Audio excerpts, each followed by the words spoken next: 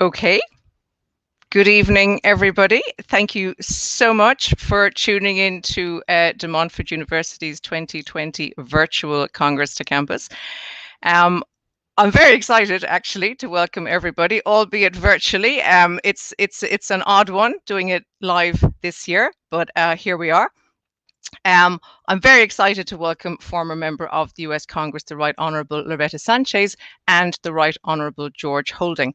Our guests will introduce themselves fully and extensively in just a moment, but just for your own information, if you weren't already aware, Loretta Sanchez is a member of the Democratic Party who served in the United States House of Representatives from 1997 to 2017, representing the 46th and then 47th congressional districts in Orange County, California. Our second guest is George Holding, who's been the United States House Representative for North Carolina's 2nd and previously 13th congressional district since 2013, and he is currently still in office. So I want to extend my enormously sincere gratitude to both of our American virtual guests this evening. I'm mindful you're busy. It's early, not least where you are, Loretta. So thank you both for taking the time. We're super grateful. And obviously, just before I hand over, I want to say a thank you to our audience as well for tuning in. Our viewers this evening, just so everybody kind of knows who else is out there in the ether with them, are it's going to be my undergraduate students and other interested DMU staff and students. It's sixth formers from various colleges around the county, and maybe some of their teachers. So I'm waving at them because normally we would see them in person at Congress to Campus, and also members of the public, many of whom will be Congress to Campus veterans. There are some, regular attendees. So I'm waving at you if you're there. And this year, because the event is streaming live and it's going out on Facebook and YouTube as well as via the university channel, we've gone international. I think that might be a first, so that's actually very exciting. So good evening, Ireland. Good evening, France. It's like the Eurovision Song Contest, but without the singing, I promise.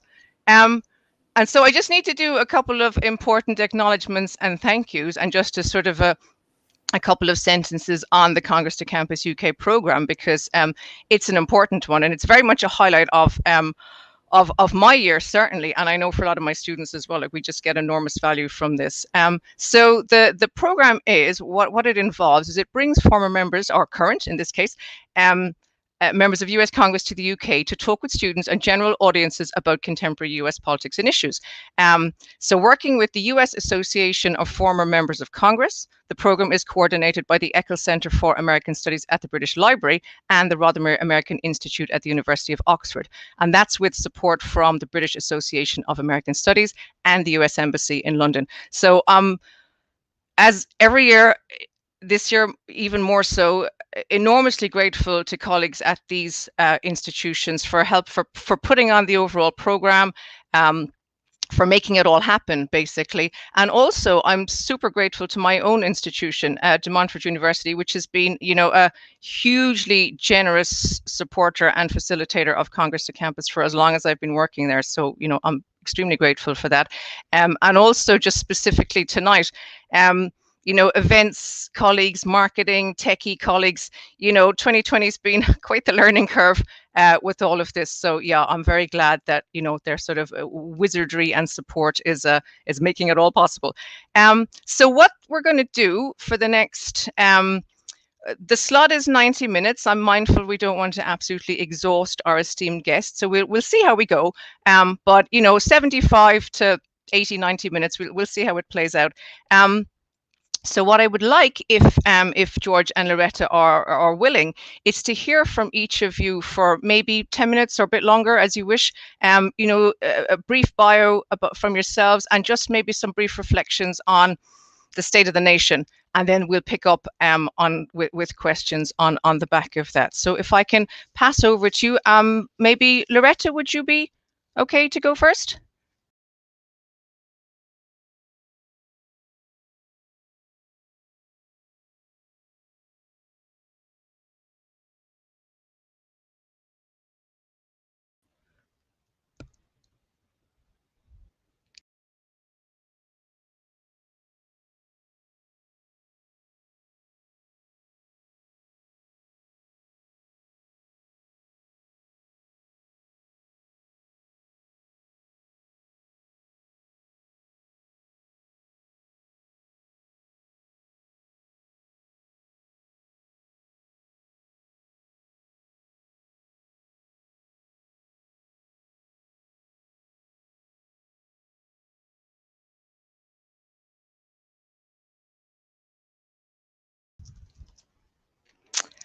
So I'm just going to interrupt for a moment because Loretta, we can't hear you at the moment. Would you? Okay, can you hear me now? So much.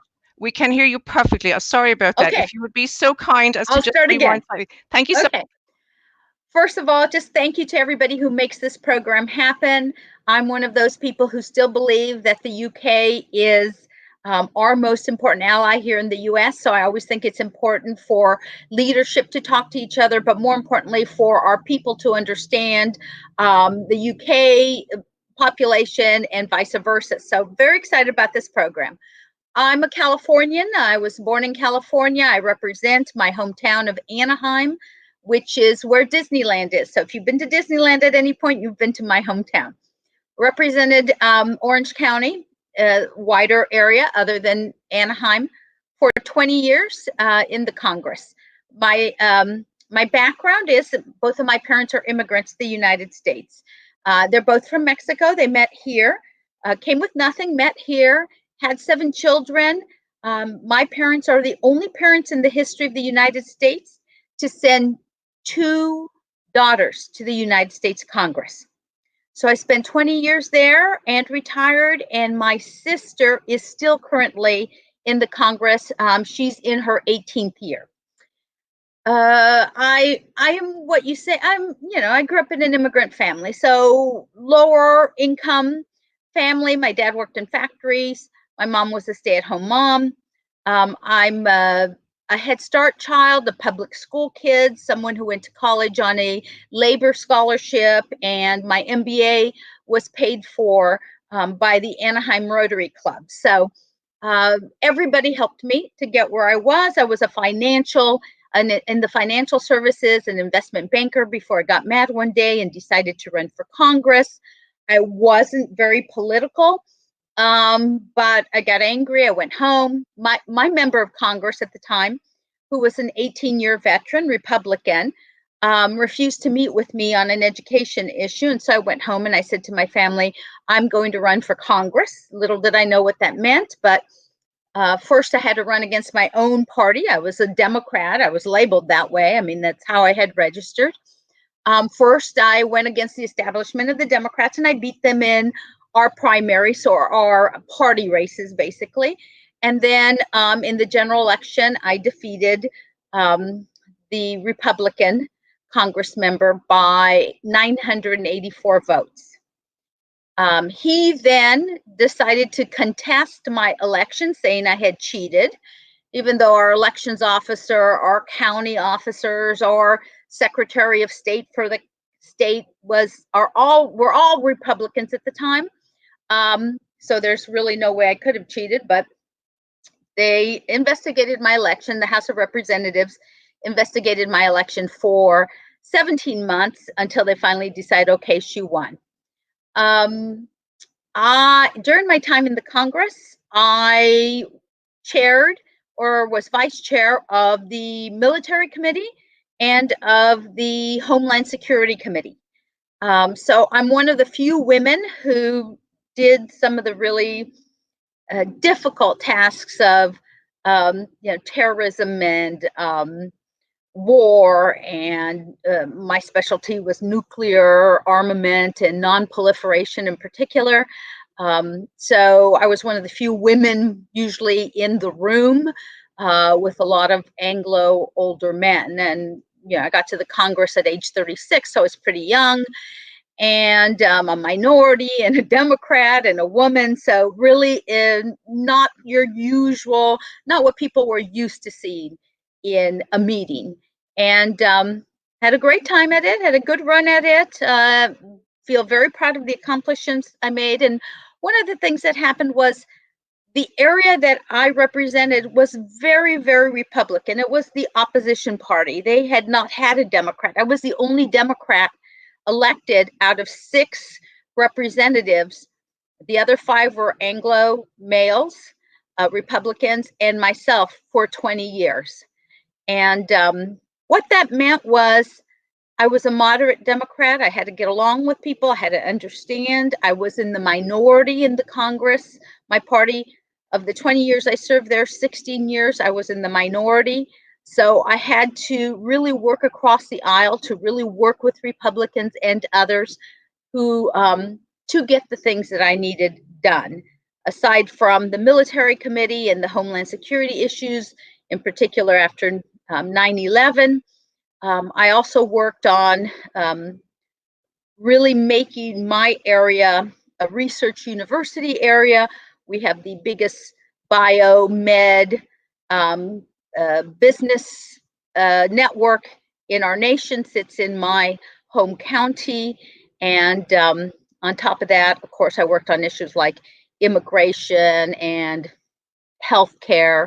I was the only vote in Orange County for Obamacare, etc. So I had a great time working both with the Democrats and the Republicans, and feel very proud of the service that I had.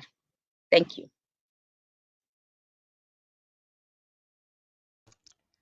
Excellent. Thank you so much, Loretta. There's just so much to unpack there already. So thank you for that.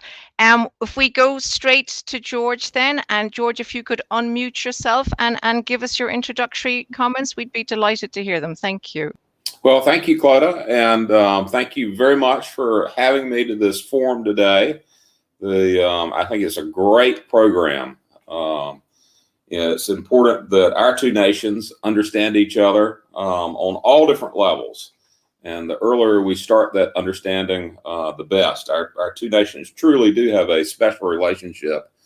Indeed, I live that special relationship every day because my wife is from England and my 4 children are all dual nationals. And 2 of my children want to get into politics. And I think that I'm going to encourage them to get into politics in the United Kingdom rather than politics in the United States. So I've represented a district in North Carolina for the last 8 years. And the district is about half suburban and about half rural. And it tilts to the right. I've won my elections by a good margin, less than 10 points. But still a good margin over the last 4 terms. Recently, my district was redrawn pursuant to a court case in North Carolina, and it was drawn to heavily favor the Democrat. So in this past November, I had the luxury of not running, and the Democrat who's running in the district won by 30 points. So I'm glad that I didn't face that onslaught. In Congress, I've concentrated mostly on trade issues and taxation issues. I serve on the Ways and Means Committee and the Budget Committee and the Ethics Committee. And in fact, on the Ways and Means Committee, I serve with Loretta's sister, Linda, and she's the opposite side from me, but we get along great. Our committee is, although it is can be very contentious when we're talking about taxation issues in particular and financial issues, at the end of the day, most of the members of our committee all get along well. Prior to running for Congress, I served as the United States Attorney in North Carolina. The entire United States is divided up into 94 U.S. attorney districts, prosecutorial districts. And you're not elected to that position, but you're appointed by the President of the United States. And you then have to be confirmed by the United States Senate by a majority vote. And I had the good fortune of doing that job originally for President George W. Bush, who was the president who appointed me. But I continued to serve for about 2.5 years under President Obama before I decided to run for Congress. And actually, when I was in office as the U.S. Attorney, it had never really occurred to me that I would run for Congress. But the district was redrawn as I was leaving that office. And a brother of mine who's always been very involved in politics convinced me to run. And I'm certainly glad that I did, because it's been an incredibly interesting time over the last 8 years to be in Congress. We worked on a lot of big issues, particularly revising our tax laws here in the United States, which happens about once a generation. And actually, long ago, early in my career, I was a tax lawyer. And so it was great to be on the end of writing the laws rather than trying to have to figure out the laws. as a tax lawyer. We've also done a lot in the trade area over the last number of years, revising our North American Free Trade Agreement. It's now called the USMCA. It's kind of a NAFTA 2.0. And we've also been working very hard and very diligently on a trade agreement between the United States and the United Kingdom. That is moving along apace. Our U.S. Trade Ambassador, Bob Lighthizer, has had that as a priority for most of the year now.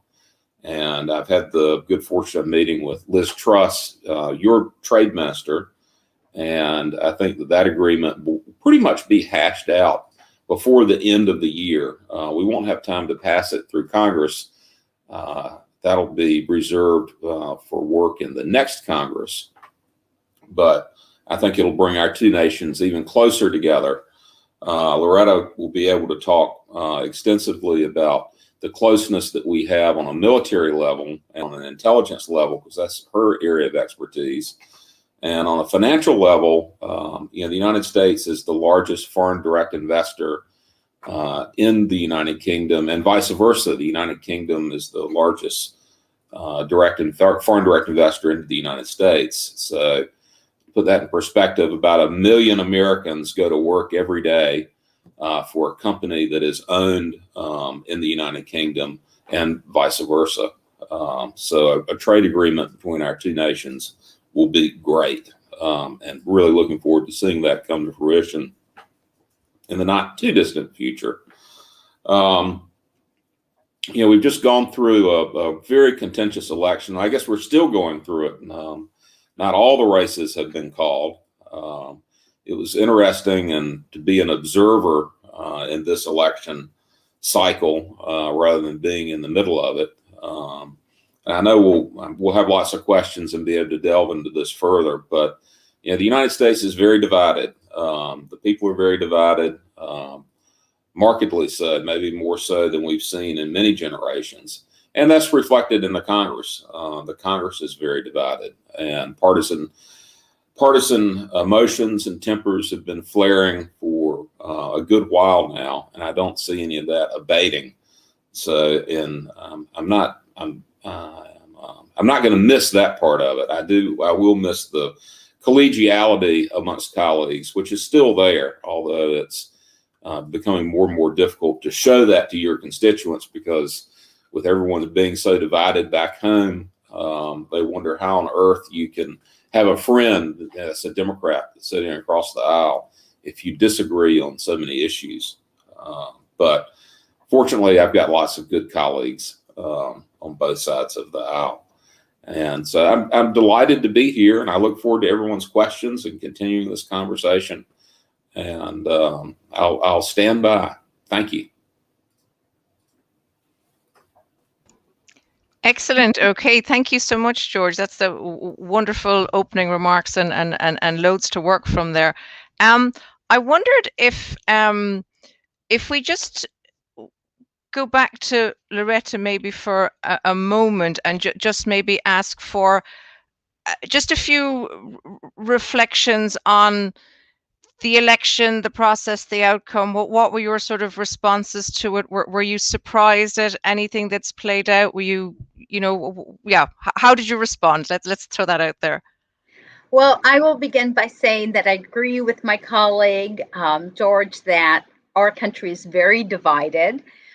George, on another seminar we were on together on Monday, this past Monday, said something about the media being so siloed that it really is creating even more steadfastness in where people are in their political positions in particular. What does it mean? Well, in the United States, we have, cable network. That's what people watch a lot, and they are there are very left-leaning networks, and they're very right-leaning. And if you're a Democrat, you're probably looking only at the left news, and you're not looking at the other side. And if you're a Republican, you're probably looking at the channels that are more red. And so people sort of continue to be embedded with their own, with the same idea over and over, and that creates, I think, a silo, and it makes people think without looking at other issues. So just as the Congress is leaning that way and our nation is divided in that way, so are families divided in our country that way. My husband is a Republican, and my husband voted for Trump, and I'm a Democrat, and I did not vote for Trump. And so, you know, you wonder, well, how do households get together, and what do they discuss now over Thanksgiving coming up in another 10 days? And how do they react to each other? And I would have to say that my husband and I have very spirited discussions, and some things we agree on, and on the things we don't, we agree to disagree. But I will tell you that there are a lot of families in the United States that don't talk to each other since this whole thing began to happen 4 years ago with the election of the current president. And I'm sure that that will only be embedded a little bit more after this very divisive and election that we have seen. So what are my thoughts? My thoughts are, it's a very difficult time in our country. When I began in politics 25 years ago, I was considered a moderate, and there were more moderates in the House around me, and we were the ones who really would go one way or the other on issues and kind of move and give the momentum, the impetus for our new laws to be drawn. If I were in the Congress today, I would be sitting pretty much alone, because there aren't very many moderates either on the Republican or the Democratic side. And in fact, the House of Representatives has become much, much more to the left and to the right, with very few people in the middle. And so it's become much, much more difficult to agree to pass bills and to show the unity that in a lot of cases, I think the American people want to see. But again, they're the ones electing people more on more to the left and more to the right, and then they wonder why there aren't people in the middle like it used to be that would actually work to get the laws passed. And until we figure out a solution to that, I think, you know, I'm an optimist. I love my country. I think the Congress and our founding fathers, when they built our democracy, were really pretty smart about it. But it is getting pulled apart at the current time, and this election reflected that.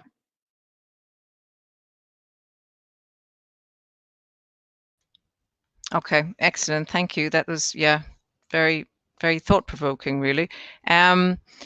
Okay, so what I'm going to do is, just for the remaining time, which we have plenty, which is excellent, so we can hopefully get some, you know, issues and themes rolling, and you know, get a good interaction going.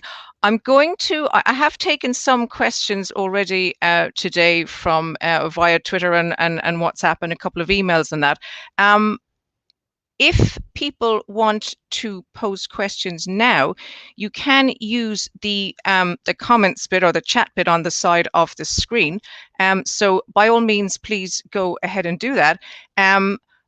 I would say, as I always do in at these events, I say it in the live ones, and I'll say it even louder in the virtual one. You know, there are topics that we will be talking about, not least President Trump, who tends to sort of raise emotions and blood pressure and all the rest of it. So I would request respectful questions, and only questions, please, not rants or monologues, and of course appropriate and courteous language at all times. So thank you. I would be delighted to take questions. And when people are sort of gathering their thoughts, and when I'm waiting to sort of just have the questions filtered through to me, I'm going to just take the chair's privilege and dive in with a question myself. So I suppose I'll direct this to either, maybe both of you, Loretta and George, if you feel that you have comments. I was sitting today and sort of making the list of possible themes and topics. You know, it's such a long list, starting with the global pandemic, the election outcome, the fake news, the House and Senate outcomes. You know, there's a big long shopping list. But I suppose the issue at the moment, maybe that's certainly dominating my thoughts, and it is dominating the headlines over here quite a bit, is this idea that there is quite a real threat to the smooth transition of power, and that's not being melodramatic. I think it's, you know, it's genuinely a concern. And last night I watched an interview with former Secretary of State Madeleine Albright. She was asked to comment on the words of Mike Pompeo from yesterday, when he said he was asked himself about a smooth transition in January. And the quote from him was, "There will be a smooth transition into our second Trump administration," end quote. So Madeleine Albright was asked to comment on this. And she quoted from her most recent book, which is called Fascism, A Warning. And she quoted from her book a line from Mussolini, who said, "If you pluck a chicken one feather at a time, no one notices." And she went on to say, "A lot of feathers have been plucked recently. The chicken's starting to look a bit bald." So my slightly long-winded question is, just to get things moving and rolling along, would it be an overstatement to say that resilient as American democracy is, it is under some fairly major pressure at the moment? Maybe George, could I put that to you first? Sure. First, on the transition of power, you know, I have absolutely no doubt that we'll have a smooth transition of power. Folks need to understand that you know, the new president is not sworn in until January 20th. That's some 70 days away.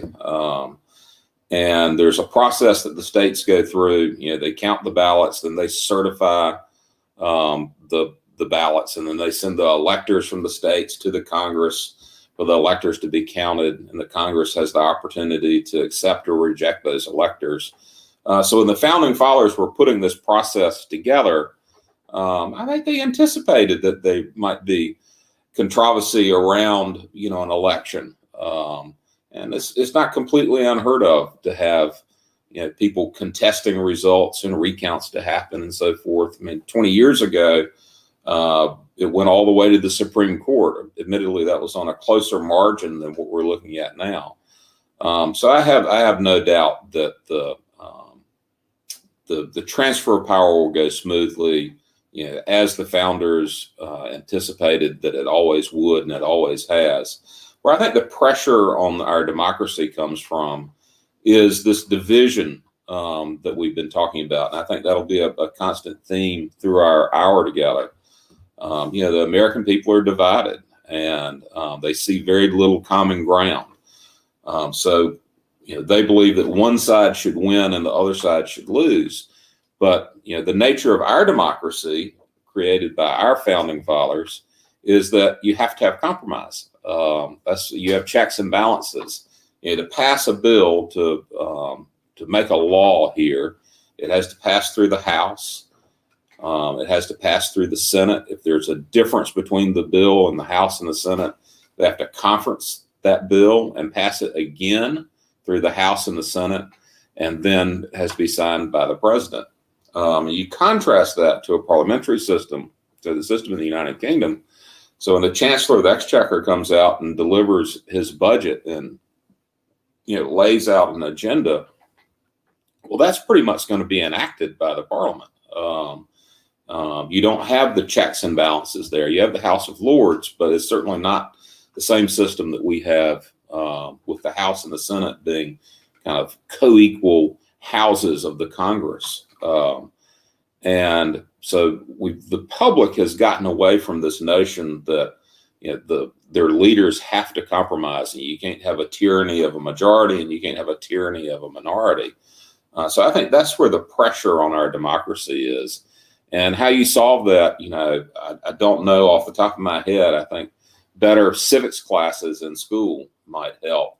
And I think it would be better if our leaders, our politicians, instead of kind of fostering this notion that we're going to beat the other side and that we have to get 100% of what we want, to take that leadership role and try to explain to our constituencies and constituents that that's not the case. You're forced to compromise by the system that we have.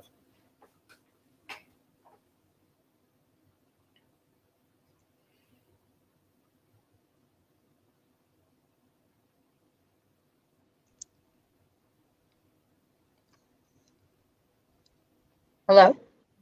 Are you on mute? Can you hear me? Now I can. Oh, sorry. You think I'd have the hang of this by now, wouldn't you? If you are okay to give some reflections, Loretta, that would be great. Thank you very much. Oh, I'm very optimistic, and I like our system, and I really, I look at the parliamentary system, which of course the UK is under, and much of Europe and so many other countries, and it's kind of in a lot of ways, build your team, and then you get to do what you want. And meaning the majority, coalesce your majority, and then away you go, as my colleague George said. I love a good fight. I mean, I love it when George has a different idea or wants to get to the same place but has a different way of getting there. I love changing. I love changing his mind, or making him understand why California is different than North Carolina, and why we need to make some adjustments to his great idea. I mean, I really do love the fight, and that just because I fight with you doesn't mean that that you're not my friend, and that you're not and that I'm gonna be mad at you. And I kind of relate it back to when I was growing up. My parents had 7 kids. So on any given day, we would be fighting over who knows what, right? I mean, the sky is blue. No, the sky is green. I mean, kids are like that. And one day I might be with my sisters in the fight with my brothers about something we wanted or some way to go. And the next day, I might be aligned in a different way on a different subject with some of my other siblings.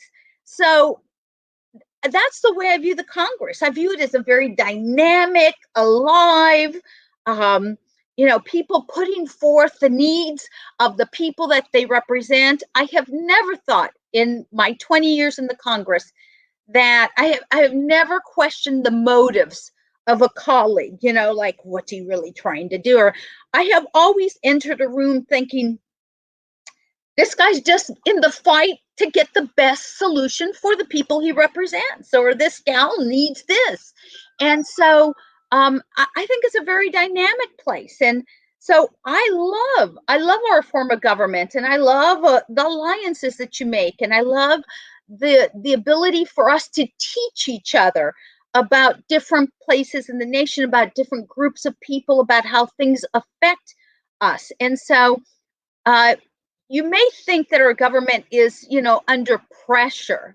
I guess I would say I don't think it's so much under pressure. I think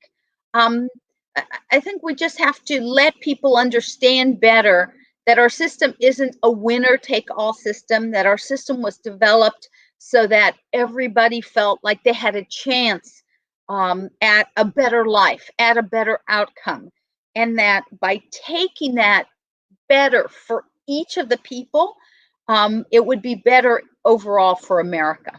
So that's the way I feel about it. Not so much pressure, maybe a tearing here and there, but a real dynamism that's important, I think, as Americans. We're very unique in that way. Okay, excellent. Thank you so much. And I think, yeah, it's very important for us, I think, on this side of the Atlantic as well, just to kind of hear the responses from actual humans, because, I think especially the past week, everyone's just being consumed with and by the media, and consumed with social media. And we all fall down our rabbit holes and forget that in the end, that there is some common ground. It just doesn't tend to get reported. And obviously the most extreme and newsworthy stories are what make the front page. So I'm just looking through the chat. There are various questions coming in. There's one actually, if I could put this one to George. This is from Jack Flemons, and he says, "Hi, Mr. Holding. I was wondering if you could possibly explain the political landscape in North Carolina and how this fits into the broader national picture. Thank you." Sure. Well, North Carolina is a bit of a microcosm of the whole United States. It's relatively a 50-50 state. The Obama carried it in 2018. Romney carried it in 12.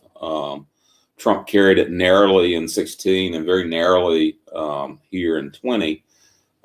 We have a Democrat governor who just won, and we have a Republican senator who just won. The Democrat governor won by a pretty healthy margin. The senator won by, I think, less than 1%. So in North Carolina, you certainly have ticket splitters, people who go in and they'll vote for a Democrat for governor and a Republican for Senate. And so it's, you can look around the state and, you've got the same rural divide versus urban suburban divide that you have around the country. And our congressional districts, there's more litigation that's gone through the United States Supreme Court about our congressional districts and how they're drawn than any other state in the union. Most states, the legislatures will draw their congressional districts every 10 years. And if the legislature is a Republican legislature, they tend to favor Republicans when they draw the districts. So currently there are 10 Republican members and 3 Democrat members, even though it's a pretty evenly divided state. In the incoming Congress, there will be 5 Democrats and 8 Republicans, and then we'll redraw them again in 2 years. So we'll see what we come up with then. But that's the divides in America, and who ends up supporting Republicans and who ends up supporting Democrats. A lot of that divide has to do with the urban-rural split in America. Our urban centers are becoming more and more heavily Democratic, and the rural areas are not, quite candidly. It's also interesting in this election that President Trump had a higher number of African American supporters and Latino supporters than Mitt Romney did in 12, and then Trump did in 16 as well. So sometimes the divides don't fall across stereotypes that people have. I think it's more drawn across urban and rural more than just about anything else. So if I could add to that, because there's something that that George and I didn't bring up in our reflections on the election, but I think is probably the most important piece of information for y'all to know. So being a Democrat, I believe that when all is said and done, that Joe Biden will be president. And I believe that the House will be in the majority will be Democrats. Nancy Pelosi will be the speaker, but it will be a more narrow majority. And that most likely, I would anticipate, unless something goes really crazy in Georgia, that the Republicans will control the Senate. So we'll have what we call divided government. And personally, having spent 20 years in the Congress, I think the worst time that I saw was when we didn't have divided government, when the Democrats controlled everything or the Republicans controlled everything, because it was just very difficult to compromise, very difficult to get different voices and different aspects up.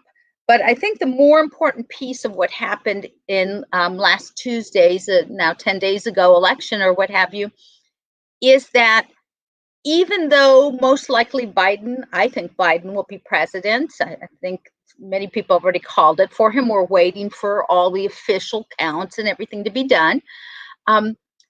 the reality is that the American people still selected Republicans in their state legislatures. And those state legislatures will determine the redistricting, the new drawing of district lines for the congressional seats.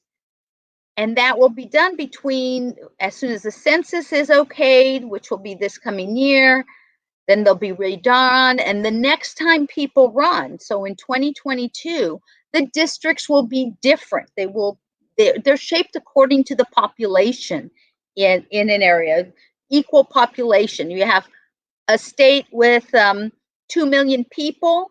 That means you get 4 congressional districts.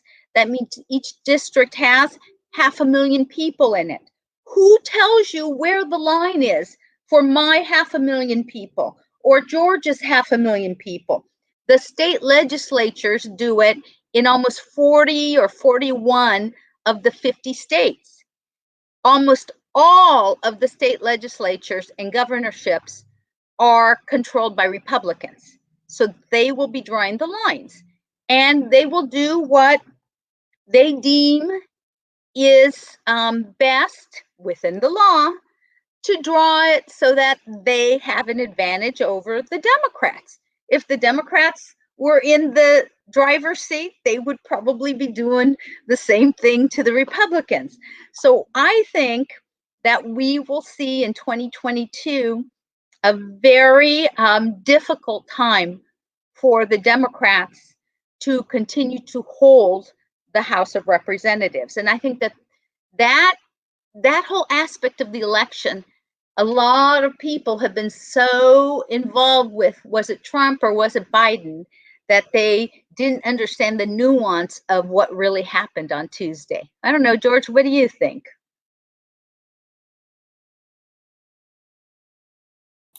Yes, I agree with you. And historically, the midterm election for sitting president goes against the sitting president's party. So that's just a historical. The president gets 2 years into it, and folks have gotten a little bit upset with him, so they take it out on him or at the polls. So I think we'll see that. Excellent. Thank you both. There's a question here from Joseph Knowles. Oh, it's just disappeared. 1 second now. Let me just get it back. Which sort of maybe speaks to a bit of what you've just been saying. The question is, when we increasingly seem to be going further left and right, how do guests see us getting to a place where we deal with issues without them being so personal? So that sort of ties in with a few things that you've said in the past, comments. Is there a way to get sort of a functioning bipartisanship happening again? I mean, I know Joe Biden embodies it, but can it be sort of meaningfully achieved? Would you think, either of you? Yes, I think you can get there, but it takes politicians having to take the tough route of disagreeing with their constituents and pushing back on the rhetoric and the furor that you get from your constituents. Social media. Loretta alluded to this, but social media kind of silos you into a particular point of view, and you get into this echo chamber. And all your friends on Facebook and Twitter and wherever are all saying the same thing. And you just can't bear to hear a politician say something different than what you believe in. The easiest thing in the world for a politician to do, particularly one that's in a safe district that's not worried about getting reelected unless they upset their constituents, is to come in and say, hey, what you're asking for is not reasonable. Or what you're asking for, it might make sense in the 2nd district of North Carolina, but, it doesn't make sense for Loretta's district in Orange County, California. And it doesn't make sense for a whole lot of other members. So I can't get them to vote for that. We've got to compromise a degree on what we're asking for. America's a big place. It's diverse. And that's a much more difficult message to sell than, I believe in everything you just said. And I'm going to go to Washington and fight for that. And unless I bring back 100% victory, I'm not going to vote for anything. And there are too many folks in our body who kind of take the easy route. So there's a way to get there, but it does take a little bit of courage on behalf of the politicians. So I remember back a ways when I was in the Congress, Bill Clinton was the president, and he did some personal lack of good judgment things, let's put it that way. And the Republicans in particular, and a lot of the conservatives, were just saying bad things, using bad words about the president, running him down, and it was sort of like accepted, let's say. And then what happened was that George Bush II got in. Gore lost the election. George Bush became president for 8 years. And I remember that one of the young ladies that was in the band, the Dixie Chicks, and Bush took us to war, and a whole bunch of other torture memos, all sorts of kind of bad things were happening also under Bush. And so this Dixie chick, she said at a concert or somewhere, she made some bad comments on George Bush. And the whole country lit up about how can you say bad things about, the president. I think because she was in Texas when she did it, and it was a more conservative state. And it was just interesting because she said in an interview, she said, well, I had heard so many people run down Bill Clinton as president that I thought it was acceptable to run down George Bush when he was president. In other words, I guess what I'm trying to say is just depends on who's running who down as to what people find acceptable. And I think that is what we have to figure out as a society to eliminate. We have got to go back to the politeness of treating each other with civility. And so if it's not good for one, then it shouldn't be good for the other one. We shouldn't be according to whether we're a Democrat or a conservative or a Republican or anything. We should have some, I think we have to restate what it means to be in a civil society and to be able to state opinions or facts and not run each other down. And how we get there, I think, is, the biggest struggle for so many of us who are used to society where, I grew up when my mother said, if you can't say something nice about somebody, don't say it. I'm not talking about policy. I'm not talking about George. I don't think your policy is good. And here are the reasons why.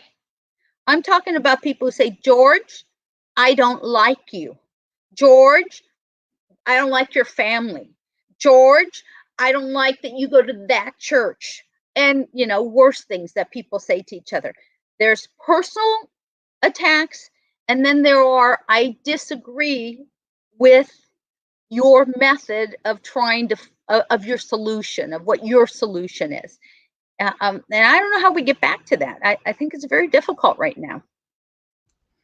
Yeah, I think that's absolutely crucial, and it sort of ties in with one of the questions that's come in, which has come in various forms, but I'll just read the one that's popped up in the chat, which is, do you believe enough is being done across both traditional and social media to restrict disinformation being spread? And I suppose that's where a lot of the contemporary challenges come from, isn't it? Because there weren't the same sort of platforms and echo chambers and sources of misinformation even back in the Bill Clinton days than there are now. And I'm not sure how we come back from that. So things like, the role of big tech, and as George, I think, mentioned earlier, more robust civics classes, that kind of thing. Are there ways that there could be a pushback against this culture of misinformation and lies, really? Yes, right now, internet platforms, whether it be Facebook or Twitter, are not regulated in such a way to that they would be held liable for lies or slander, libel. They're just regulated as a platform, and anything that goes on that platform, the content, they're not liable for it. They have no responsibility for it. But what they've learned in this election, and they've been trying to address, is like, hey, you know, these are powerful platforms. You can get a message out quickly, rapidly, and very broadly. And so they've tried to put in some circuit breaks in there and some censorship. But I think going forward, I think both from Democrats and Republicans that you will see a regulation of these platforms as something more akin to newspapers or the television or magazines, which are content providers. So, you know, if you're a newspaper editor and you purposefully, you know, put something in the paper that's malicious, that's a lie about someone, you can be held accountable and sued for libel. And I think you'll see that happen with these internet platforms. I think in this Congress, next Congress, rather. Yeah, I think I completely agree with everything you said, George. But I think it's very difficult. And I know that the EU and the UK have been working very hard on privacy and sharing of data and how people, you know, on all of these platforms. The US is further behind. The US has taken to task some of these companies. The Congress has, but the fact of the matter is not a whole heck of a lot has changed. And it's my hope that we will regulate it much better, much in the ways that George has suggested in the coming Congress. But I think there's always going to be a workaround. You know, there's the techie people, they're so far ahead of where, you know, the tech situation is here, and the Congress is always behind in making its rules and setting them in place and implementing. So I think it's a difficult task, and I don't envy anybody who, you know, has got to be the social media patrol police or something. But we have to see some changes in it. Right now, it's like the wild, wild west out there with respect to what people can put online and say about you and get away with and retweet and redo this and, you know, add to other platforms and everything. We need to get a handle on it. I think it's much more difficult than most people think.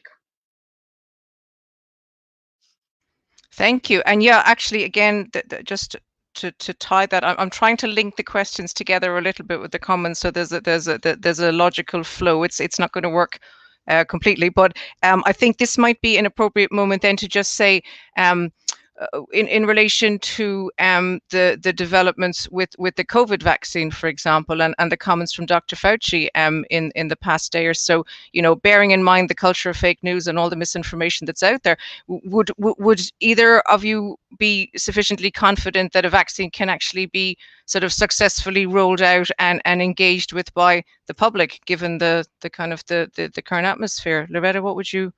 Absolutely.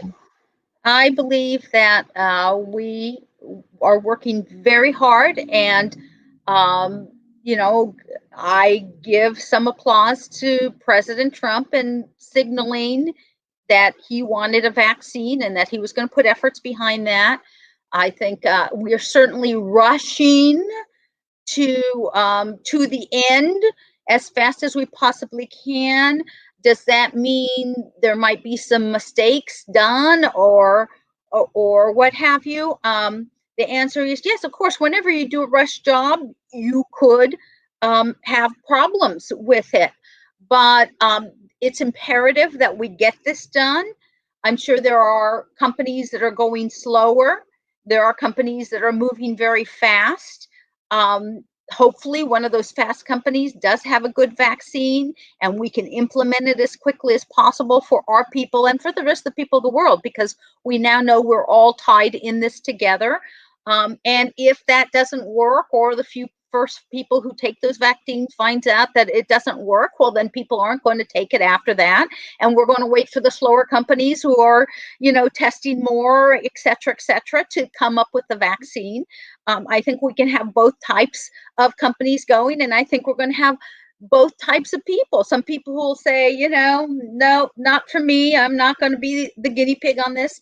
And others who will say, absolutely. Where do I stand in line? Get it to me as quickly as possible. I want to move forward with my life. So those are choices. Those are choices by companies. Those are choices by people. And we're not the only country, obviously, running in this fashion. And so I would say to those people who are saying, oh my gosh, I don't know if I can trust a vaccine or what have you because of all the misinformation and everything. And okay, get out of the way. Get out of the way. Let the people who want to take it. And let's see where that leads. I agree with everything Loretta said. I'll just second her remarks. Okay, excellent. Thank you so much. That's just great. Yeah, there's so many questions. I'm trying to keep up with what's in the chat and what's been coming in on my phone as well. So my plans for a nice thematic flow are, yeah, they're crumbling. One here, I suppose maybe this just might pick up in terms of COVID management and the other pretty epic challenges that are going to face the president-elect and vice president-elect when they come in. There's one here from E. Corey, I think. Given how divided America is at the moment, how likely do you think it is that President-elect Biden will be able to make the changes he promises, or will he find himself blocked by the House? Or sorry, yeah, a question to both of you. So whoever wants to. All right. So, I mean, he's, as Loretta ably pointed out, I mean, we're going to have divided government. We'll have a House in the hands of the Democrats and a Senate in the hands of the Republicans. And to pass anything, you got to get through both houses. So I think to the extent that Biden had ambitions of a more progressive agenda, I think he'll have to dial that back and work on more of a compromise agenda, which is not a bad thing. It's not a bad thing. I'll point out, the Affordable Health Care Act, Obamacare, was pushed through when the Democrats controlled everything, and it was never accepted by the Republicans. And in this past or Congress before, the Republicans put through a tax reform bill when we control the House and the Senate, and no Democrats voted for it, and it's never been accepted by Democrats.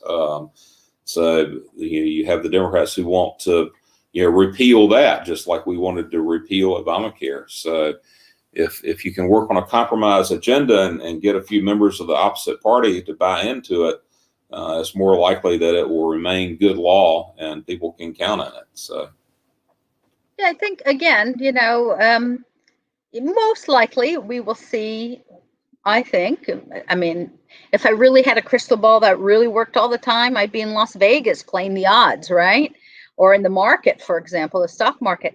I think we will have divided government, but the divided government will be very lean in the House and also in the Senate. So one or two or three people can really make a difference. And remember this also, that Joe Biden has extensive experience of working with his colleagues in the Senate and working with his colleagues in the House. So I think when President Obama, President Obama was a senator basically for, on paper for 4 years, a U.S. senator, but the reality was he was running for president most of that time. So he didn't develop the relationships that you really need in the House and in the Senate to get anything done because he wasn't working on that.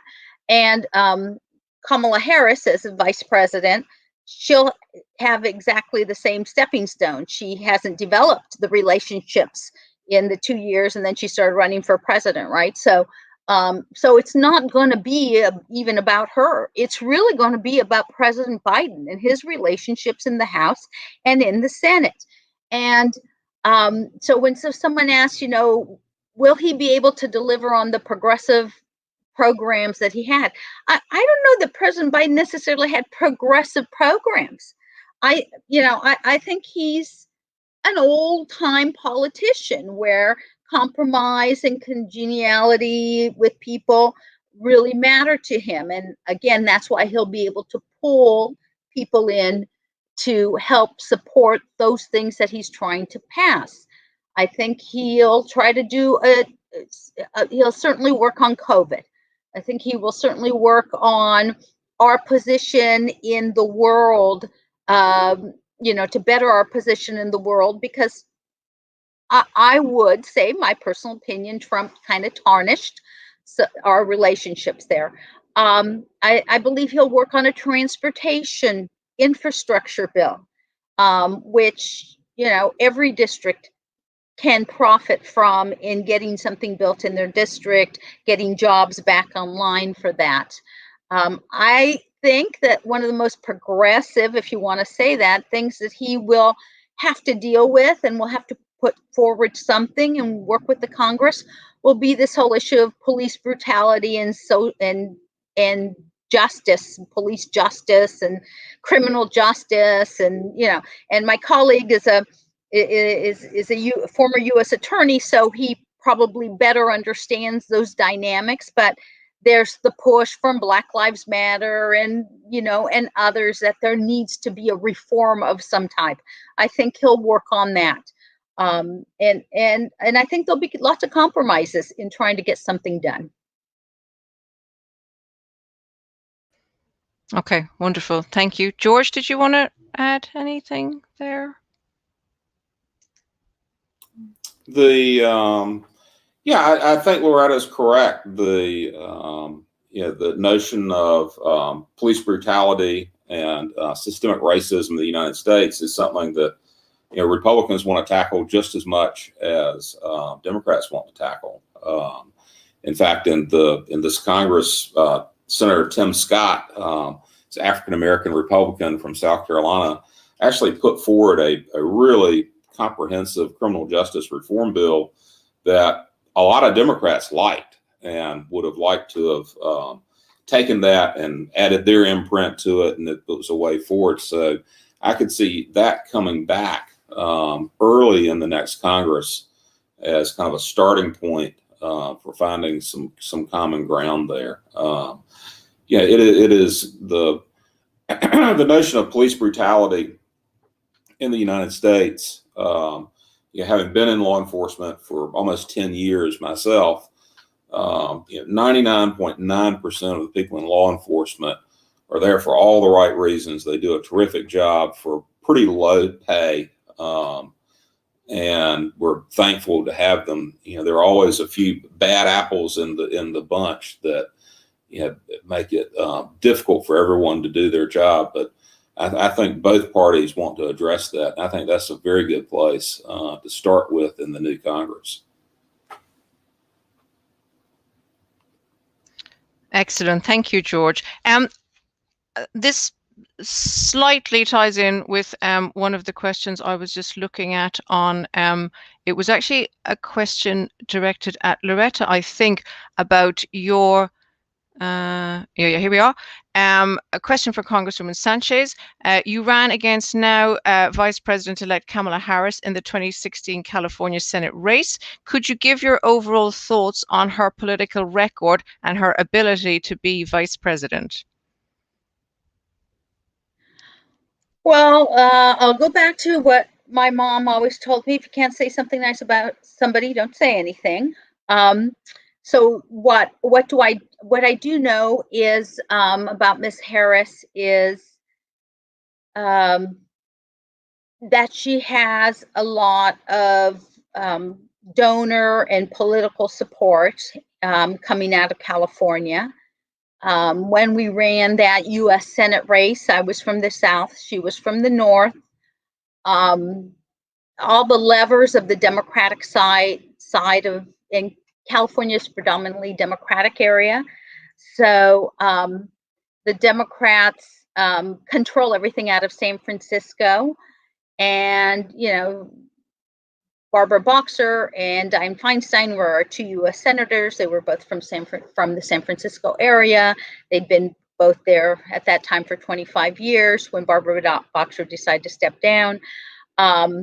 our governors have been from San Francisco. Our Nancy Pelosi is from San Francisco. I mean, a lot of the political power, the Democratic Party is headquartered in San Francisco. A lot of the powerful unions, which usually are supportive of Democrats, are located in San Francisco. So, you know, Miss Harris came out of San Francisco and I came out of Southern California, and in particular out of Orange County, which is traditionally the Republican county of the nation and of California. So, sort of a little bit of a lopsided race. Traditionally, you would have a Democrat and a Republican run against each other, but I beat out all the other Republicans except Miss Harris. So I came in number 2 and she came in number 1. We didn't really debate very much. We really didn't do much because, you know, she didn't want to do it. So, you know, it's very difficult to, I think, the best way that Americans saw what Miss Harris was about was in the debates that they saw her on for the presidential thing. And of course, she dropped out even before she came to California for the vote, because before any vote was taken, actually.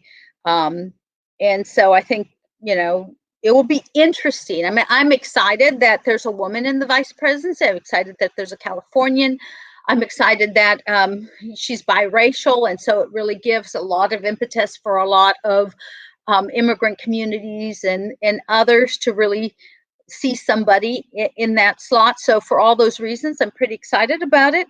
But I think she is, she's not defined. She's not very defined about who she is or what she stands for. So hopefully in the vice presidency, it will give her some time to sit back and think about what are the issues I really want to be known for and work on and do. And we can get a better understanding of Miss Harris. It's very difficult. I think it's for me, it's difficult even to define her, because people ask me this question all the time. You ran against her. What do you know about her? Well, not that much, you know, not that much. Okay, that's really, really interesting to hear. Thank you for that, Loretta. If I could maybe put the next, there's a few questions in the chat, George, about sort of I'm just trying to mentally merge them together into one snappy question. So basically they're along the lines of the future of the Republican Party after Trump, assuming that, you know, he does leave and is gone by January, as in gone from the Oval Office, but not gone from the, you know, the wider realm. What are your thoughts on what the Republican Party might look like after January 2021? Let's roll it into that. I think that's fairly... Sure. So there's been this river of populism running through the entire United States for 10 years or so now. It's been growing. The current has been getting quicker. The river runs very deep. And it's happening around the world, the rise of populism. And in 2016, there were, I don't know how many Republican candidates for president. I mean, maybe 18 or so. And each one of those candidates in their own way tried to tap into this river of populism. And Trump ended up doing it the best. And so with Trump, you know, leaving office, the river of populism doesn't go away. I mean, that's there, and it has changed Republican politics, regardless of Trump. You know, the Republicans used to be the party of free trade. You know, we didn't like tariffs. We wanted free trade agreements across the board. And, you know, that has changed. You know, Trump's the one who proposed that, but what he was proposing is something that's been bubbling up through the Republican Party, through this current of populism, even before Trump. So I think as the Republicans start to line up to run for president in 24, again, it will be a question of who taps into that populism more forcefully, more effectively, who comes to the top. And, you know, I've read media reports that Trump's going to run again in 24. I doubt that. And I think that if he does, I mean, he'll be trying to tap into the populism. But there are other candidates out there who are positioned to do that. So I wouldn't really say that Trumpism survives, because I think Trump kind of defeated himself in this election. If he had moderated his words by 25%, or I think he would have done better in the election. His own unforced errors are what defeated him in this election.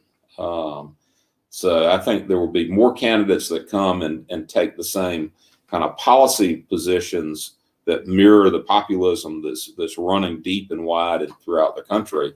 So I don't think it will be a continuation of Trumpism. Okay, so maybe just a quick addition. There's a couple of Twitter questions relating to Trump's continued political plans. So you stated what you think about his the conversation around him possibly reappearing in 2024. Is it more realistic maybe to think that one of his children might be inclined to take the mantle, or would you put that down to just sort of media speculation? I think that's media speculation. Again, I mean, it's dependent upon another candidate stepping forward who taps into the passions of the nation and is able to harness those. I haven't seen really any evidence out of his children that show me that they would have the ability to do that better than some of the other candidates that are out there who we know will be, on the fore, whether it's Ted Cruz from Texas or Marco Rubio from Florida, Tom Cotton from Arkansas, or Mike Pompeo from Kansas. And then there are probably going to be some that we haven't heard of. I doubt many of y'all have heard of Kristi Noem from South Dakota, but I think she'll be in the mix. So, yeah, well, it's a good thing you just mentioned a woman, because I was thinking of Nikki. Yeah. Nikki Haley, I think, is very up on the top, and she's of Indian descent, and she served as UN ambassador, and she served as a governor, and I think we're going to see her in the next round of on the Republican side. Yeah, I agree. Excellent, thank you. And that, I suppose, it was interesting to hear the names that you mentioned there, George, because one of the things, and this is a question that sort of ticks a lot of boxes, because it's policy, it's compromise, it's fake news, it's all sorts of things, but just the issue of climate change. There's one of the queries is in relation to there's a study came out quite recently. I mean, one of many probably, but ranking the countries in the world of sort of climate change deniers, basically, and America's pretty high up there, top in the Western world, basically, only after Saudi Arabia and Indonesia in terms of people sort of not accepting or being on board with the science, basically. So I wondered, to make a question out of that, can you see, like, that's a pretty major issue that might need compromise and bipartisan movement on. Biden's green agenda isn't as radical as the left of his party might like, but it's still pretty boundary pushing and far from what Trump would have offered if he was in for a second term. Can you see, are there any strands of the kind of the climate agenda that the parties could come together on, if it's green jobs, that kind of thing? Yeah, I mean, I can tell you that in the past 8 years that I've been in Congress, that the Republican platform has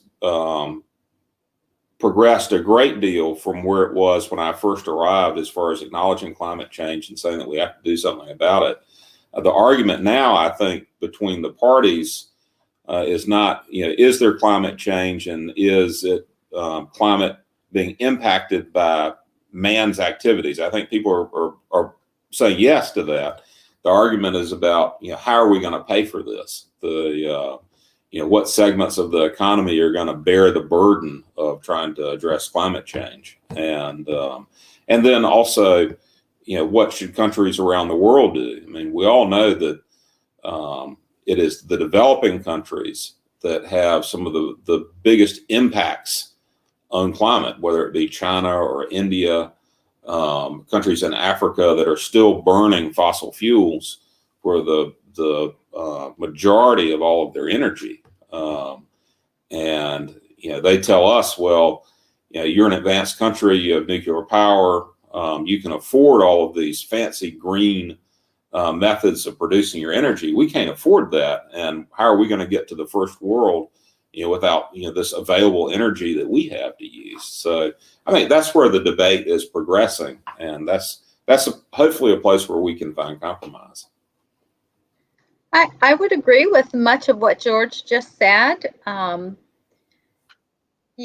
was reminded there, in the beginning, I had a lot of Republican colleagues who were not necessarily denying climate change, but didn't think the man-made part of it was really making a difference one way or the other. And I remember when my colleagues went home and his 7-year-old or 8-year-old kid said to him, I'm never going to speak to you again, Dad, because you're a climate denier. And so it's this movement is really coming from younger people in a lot of ways than from my generation, for example. And I think that they're also going to be the ones who find many of the solutions that we need in order to get this climate change issue under control.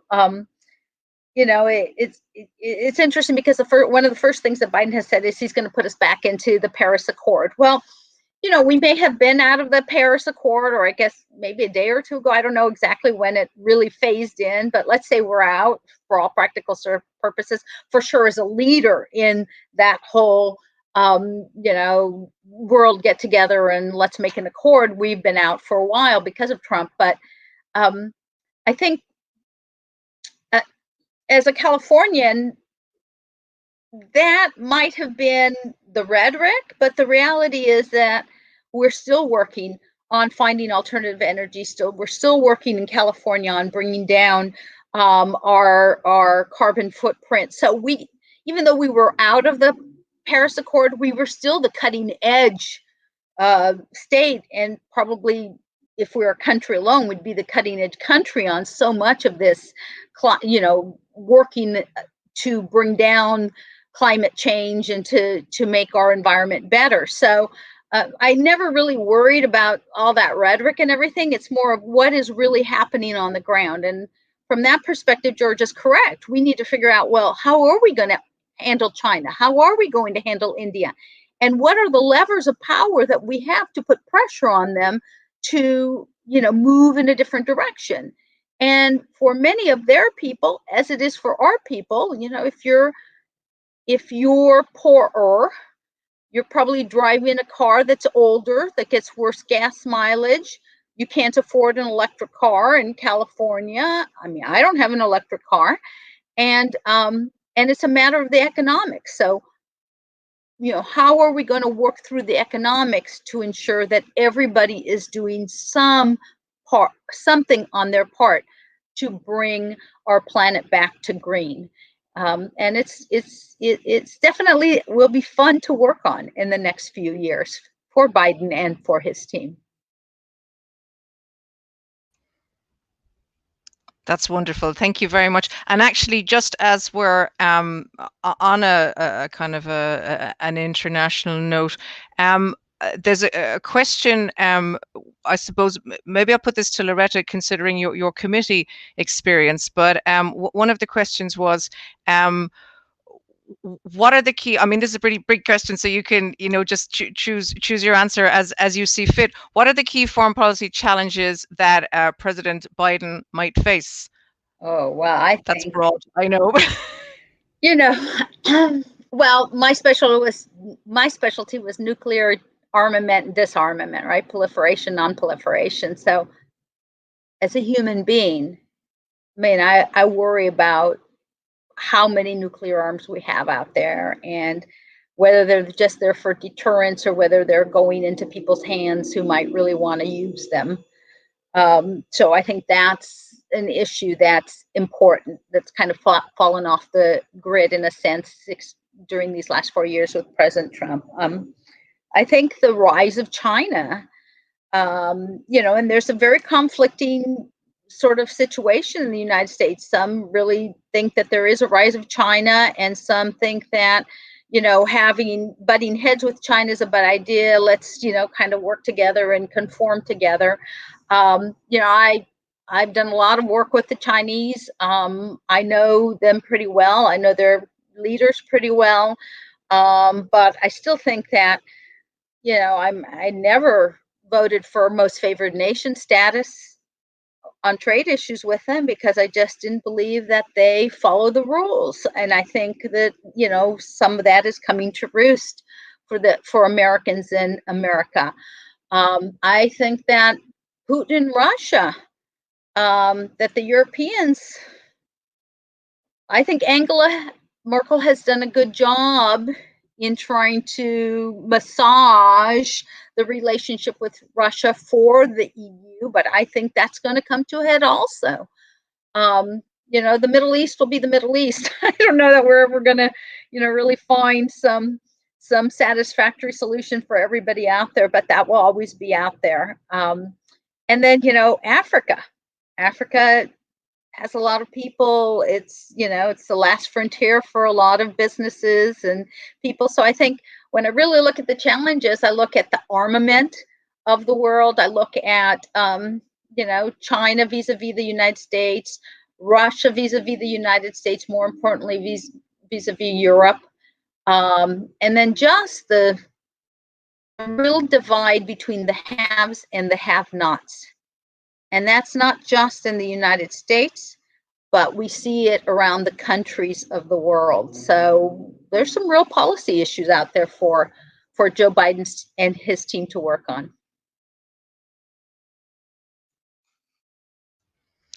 Yeah, lots to do. Well, thank you for such a comprehensive answer. That was a pretty broad question. I'm mindful of the time. We've just got a few minutes left. So I'm going to just pick two more brief questions, if that's okay with our speakers, if you can bear with us, and then we'll wrap it up and say a big thank you to everybody. I guess one, I'll put this to George. In the first instance, at least, going back to you both mentioned or made reference to the special relationship at the beginning of your opening remarks, and as an Irish person, so with maybe a little bit of distance, I always find that there's a lot of anxiety might be the word in relation to the special relationship, and you know who gets the first phone call from the president-elect. You know that there's always this, but at the moment, I suppose because there's Brexit and all the stuff that comes with that, and George, you mentioned the trade as one of your specialisms. Do you have any thoughts on how a post-Brexit trade deal might go? Any sort of crystal ball type observations there? Because we're sort of post-Brexit, or all but post-Brexit here, and now the Trump administration is possibly drawing to a close. What are your thoughts on how that might play out under a Biden administration? Well, I think so. The special relationship is bipartisan. It's never really been defined by partisanship in the United States. I've been the chair for a long time of the British American Parliamentary Group, which the Speaker appoints 12 members of Congress, 7 from the majority and 5 from the minority. I also chair the UK caucus, which has several hundred members in it. That's a voluntary organization of members of Congress. So it's a very bipartisan group. And you know, a trade agreement between the United States and the United Kingdom is kind of a marriage of equals. It's not like we're trying to do like the Trans-Pacific Partnership, where you're trying to marry up Vietnam, a communist country, with state-owned enterprises, and marry that up with the United States and with Australia and so forth. And I think it's going to move along because there are a lot of economic players that really want this to happen. In the financial services sector, you know, the United Kingdom and the United States are really the only two capital markets in the world. So if you want to raise capital, you've either got to go to New York or other places in the United States, or you've got to go to London. And this one statistic kind of exemplifies that, I think. So the largest financial services center in the EU, with UK in there, is London. And so the question is, what is the second largest financial services center in the EU after London?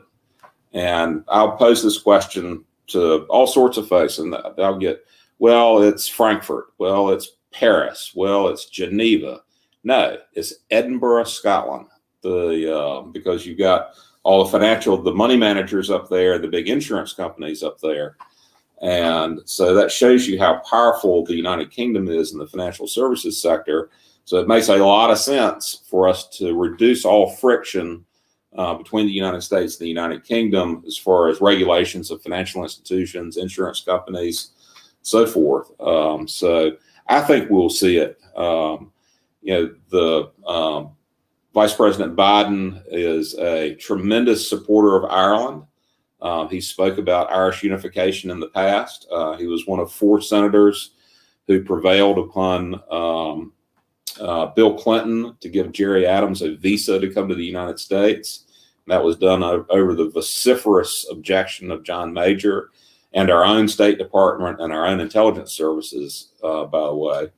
But he feels strongly about that. And so I think that he'll have questions, and his administration will have questions, to make sure that nothing is being done that undermines the Good Friday Agreement. I have all confidence in the world that the United Kingdom, the last thing they want to do is undermine the Good Friday Agreement. So I don't think that will be an impediment to a trade agreement with the United States. Okay, that's wonderful. I'm just mindful of the time, so I think this would be an appropriate moment to draw proceedings to a close. I'm so grateful to you both for taking such a generous amount of time to give us your insights and your wisdom, and also I have to say your reassurance, because as I said, I know everyone that I've been interacting with the past week has just been consumed by a blitz of media panic. And it's very, very reassuring to hear just solid, decent, experienced words of wisdoms of, we've got this, it's all going to be okay. So thank you both very warmly for your input. And also thanks to our audience for fantastic questions. And I'm sorry I didn't get to all of them. There's still a lot that I haven't managed to pull off my phone, etc. But I'd rather it was that way around, that we're spoilt for choice rather than the opposite. And thank you both again, and thanks to everybody at De Montfort for making it possible. So we will say goodnight and look forward to seeing you in the future. Thank you so much.